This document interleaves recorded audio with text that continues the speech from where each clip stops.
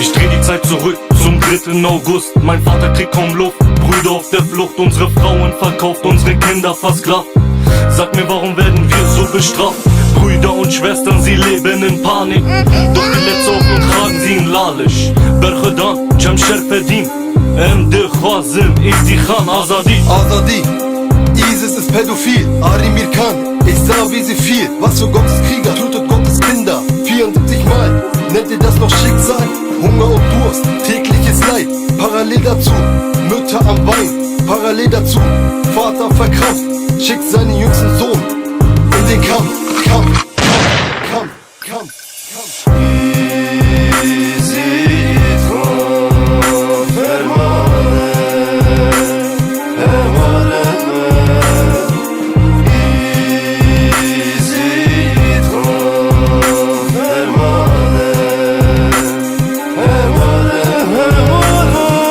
Anfang 1500, weitere Genozide.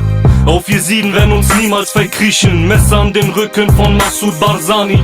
Wie der Genozid von Abu Saud Aradi. Mütter am Weinen, Kinder am Schreien.